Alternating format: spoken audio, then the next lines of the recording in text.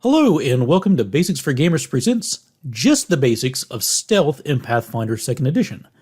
Just the Basics is a special series that takes some of my longer courses and condenses all of the need-to-know information into about 10 minutes. If you would like to see the full presentation on stealth with all of the extra details and depth and examples, you can find it linked in the description. When a character wishes to avoid being noticed, they use the Stealth skill. The key ability score for Stealth is Dexterity, and all applications of Stealth can be used untrained. Typically, when you roll a Stealth check, it is contested by your enemy's Perception DC, which is 10 plus their Perception modifier. And on their turn when they attempt to find you, they roll a Perception check contested by your Stealth DC.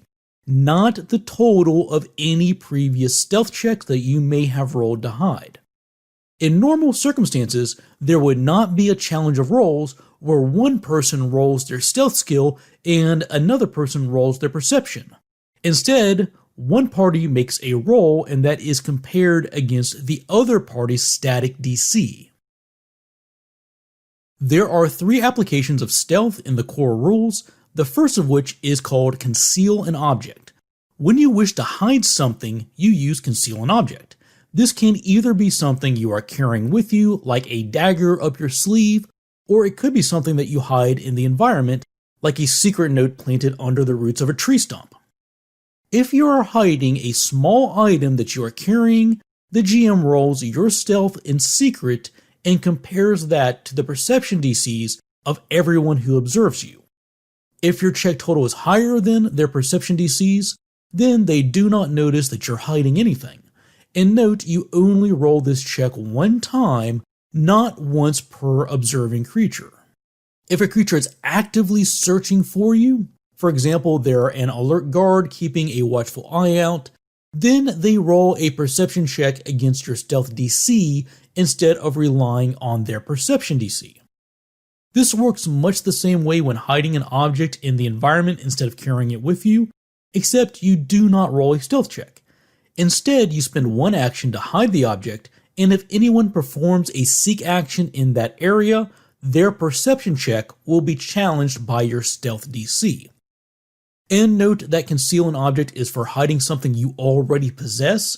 If you want to pick something up without anybody noticing you, you would use the Palm and Object application of the Thievery skill.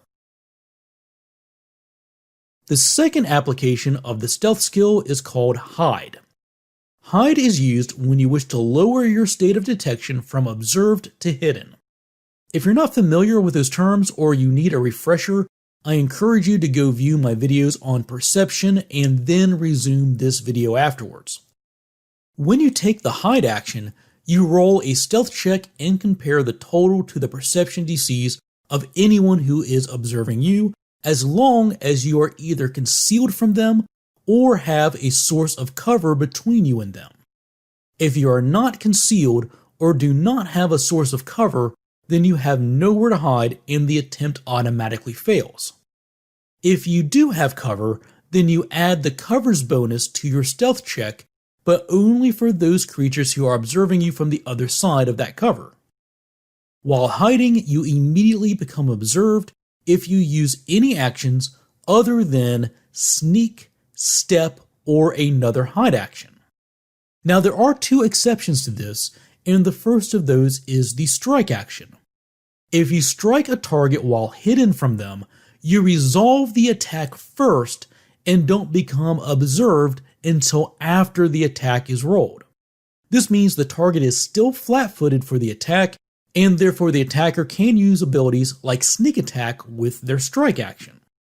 But once the attack is resolved, the hiding character obviously becomes observed. And the second of the 2 exceptions is the provision in the rules that states the GM might allow you to perform an unobtrusive action without being noticed, possibly requiring another stealth check. For example, the seek action. If the hidden character wishes to perform the seek action, I think in a lot of the cases the GM would agree that seeking meets the definition of unobtrusive, and not make you instantly become detected when performing that action. And this provision of possibly requiring another stealth check to perform the action could be used by the GM to allow a player to do things like quietly opening a door without being seen or some other interact actions. As with everything else, it's completely up to the GM to make those calls. Also note that you may not move out of your current space as part of a hide action. Hide is for staying in place and changing your state of detection from observed to hidden.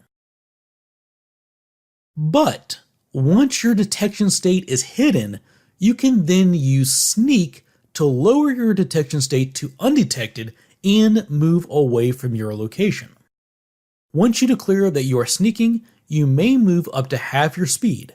At the end of your movement, the GM rolls your stealth check for you in secret and compares the result to the perception DCs of everyone who you were undetected or hidden from at the start of your sneak action. If you have cover or greater cover throughout the entire movement, then the GM adds your cover bonus to the stealth check.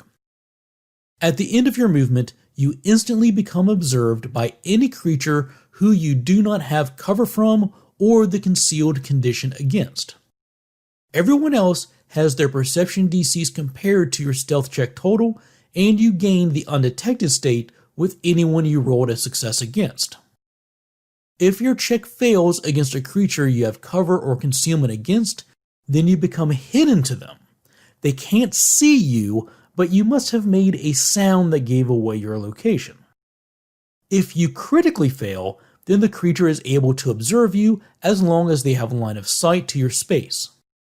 And just like with the actions we've already discussed, once you are undetected following a sneak action, you become observed as soon as you take any action other than hide, step, or another sneak, unless the GM rules the action is unobtrusive. And those are just the basics. As a reminder, this series of abbreviated videos is meant to support, not replace, the full-length courses. If you have any questions about how any of this works, make sure you view the original full-length video that is in the description. And as always, I'd like to take a moment to thank all of our patrons. These videos would not be possible without their continued generosity and support. Members of the Basics for Gamers Patreon community receive special benefits like getting to vote on the topics we cover and also get to see these videos 1 week before everyone else. Visit the link shown in the description if you'd like to know more about becoming a patron. If you would like to support this channel and help it grow, the easiest way to do that is by subscribing and clicking the bell icon so you get notified when new videos release. And we can always be reached through our Twitter and Facebook pages too. Thanks for watching, take care, and we'll see you soon with more Basics of Pathfinder.